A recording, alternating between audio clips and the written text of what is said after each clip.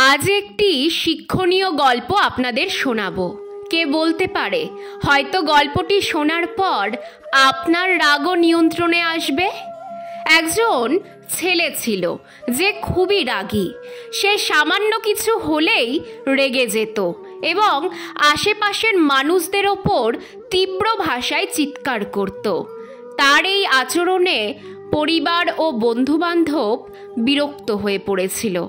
একদিন ছেলেটির বাবা তাকে একটি হাতুড়ি ও কিছু পেরেক দিলেন এবং বললেন, যখনই তুমি রেগে যাবে তখন বাড়ির পেছনের গাছের কাঠে একটি করে পেরেক মারবে।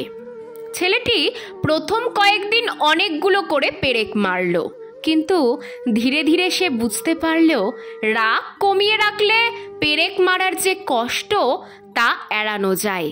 দিন দিন তার রাগ কমতে লাগলো এবং একসময় সে পুরো দিন না রেগে কাটাতে পারল। তখন ছেলেটির বাবা বললেন, এখন তো তুমি রাগ নিয়ন্ত্রণে রাখতে পারছো, তাহলে আর এই পেরেকগুলোর দরকার নেই। তুমি প্রতিদিন একটি করে পেরেক খুলে ফেলো। বাবার কথা শুনে ছেলেটি প্রতিদিন পেরেকগুলো খুলতে লাগলো। তারপর একদিন সব পেরেক খুলে ফেলার পর ছেলেটি বাবাকে ডেকে বলল, বাবা, আমি সব পেরেক খুলে ফেলেছি।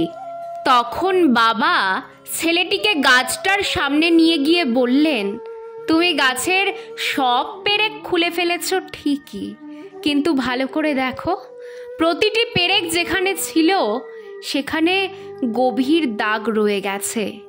ঠিক তেমনি মানুষকে তুমি রাগের মাথায় যে কথা বলো তা তারা হয়তো ক্ষমা করে দেয়, কিন্তু তাদের হৃদয়ে সেই কথা ক্ষতচিহ্ন হিসেবে থেকে যায়।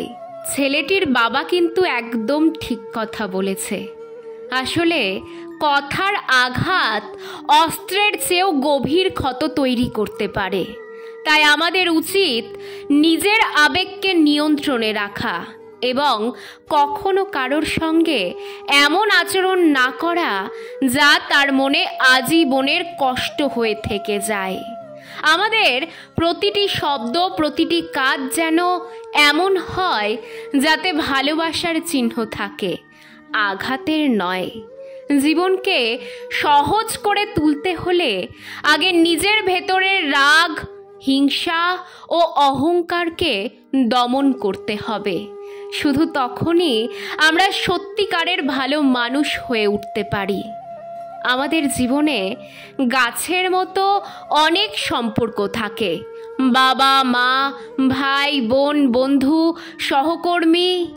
এই সম্পর্কগুলোই আমরা যদি অহেতুক আঘাত হানি তবে সেই গাছের মতো হৃদয়েও পেরেক মারা হয়। যতই আমরা দুঃখ প্রকাশ করি বা ক্ষমা চাই, সেই পেরেকের দাগ মুছে যায় না। তাই মনুষ্যত্বের পথে চলতে হলে আগে আমাদের রাগের পেরেক বন্ধ করতে হবে। তখনই সমাজ হবে শান্তিপূর্ণ এবং ভালোবাসায় পূর্ণ। তাই নিজের রাগকে নিয়ন্ত্রণে রাখতে শিখুন।